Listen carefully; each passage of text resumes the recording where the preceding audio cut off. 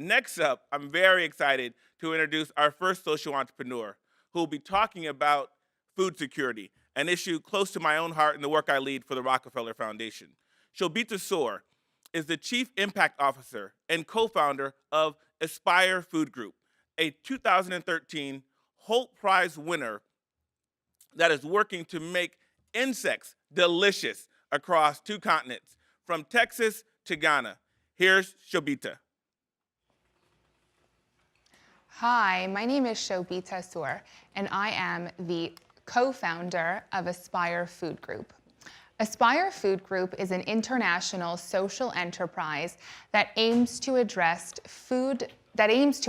food security worldwide through the sustainable farming of edible insects. Yes, edible insects. As we gear up to think about how we're going to feed 9 billion people in just a few short decades, we're also reminded that there is a reduction in arable land, that food prices are rising, that people are moving to the cities, and that resources are really constrained. Aspire was born out of the Hult Prize. The Hult Prize is one of the largest crowdfunding platforms in the world. Every year, President Clinton puts out a challenge to students all across the world and asks them to come up with a social business that addresses a world issue. The year my team and I participated, the challenge was food insecurity. And it was through our participation in that process that we came across this very interesting phenomena that insects are one of the most underutilized resources when it comes to achieving food security or thinking about world hunger. Today, we operate in 2 countries. We operate in the United States and in Ghana.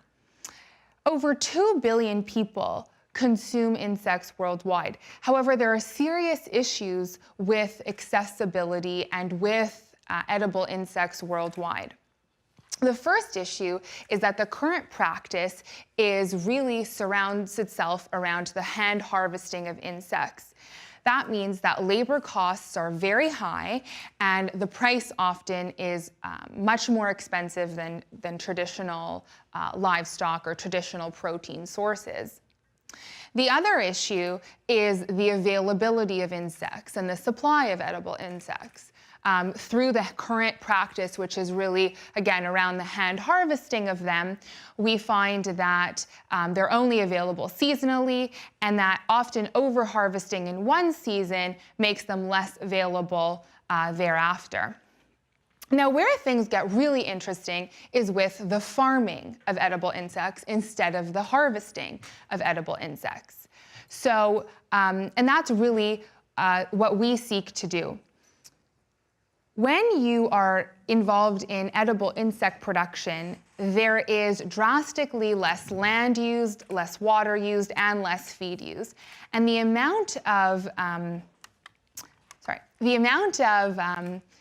CO2 that's emitted into the environment is negligible.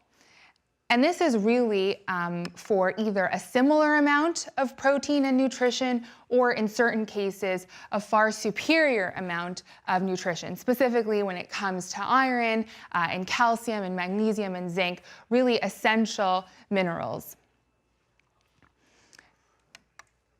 And this was really the idea that enabled my team and I to win the $1 million of seed capital that came along with our Hult Prize victory in 2013. As I mentioned earlier, we operate in both the United States and in Ghana. So in Ghana, what we do is we farm something called the palm weevil larva. It looks like shrimp, as you can see, and it tastes like sausage, I promise. The palm weevil larva is really an exceptional superfood. It packs a lot of protein. It has essential fatty acids that are crucial to brain development in the first few years of life. And it has a really high concentration of iron.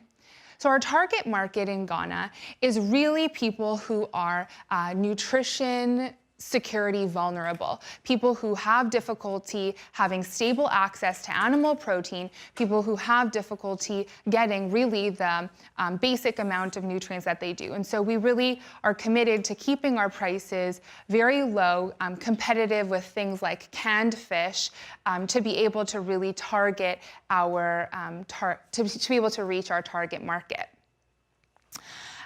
Being involved in Ghana, we also identified that there are certain regions where accessibility to markets or to food markets is difficult. And so we have started to empower close to 500 farmers in both peri-urban and rural areas to be able to farm their own insects to really increase their stable access to animal protein, which is sometimes non-existent, and at the same time increase their opportunities for income, so they're often able to sell it as well. The Hult Prize enabled us to scale in more countries than one at a time. So all the way across the world, we also operate in the United States. Here, we farm crickets. And our flagship product, Akeda, is sold in two varieties. We have a powdered form and we have whole cricket form. And what we do is we sell to businesses and consumers who use these products to fortify things like granola bars, protein bars, crackers, chips, and so on and so forth. Now, we really feel like if insect eating is going to become a worldwide phenomena, it was important for us to really push this market in North America and Europe, where really many food trends begin and many food trends die. We want this to be a mainstream way of eating all around the world. And how we're going to get there is through product development. We truly believe that having innovative products that are insect-based, since they're so resource efficient, will allow us to make edible insect eating mainstream. It will allow us to relieve the current environmental impact of the food industry on our resources globally by shifting people away from meat products to edible insect products. We've found that across the world, when you ask people why they eat the foods that they eat, there are two main reasons. One is because they taste good, and the second is because they're good for them. And so by innovating on the product development side and coming out with products that are very familiar in texture and in flavor to what we're already used to, we're able to really make this a worldwide phenomena. We're hoping that edible insects is what sushi was 2 or 3 decades ago, where the idea of eating raw fish was vile, and today you can't go a couple of blocks without seeing a sushi restaurant.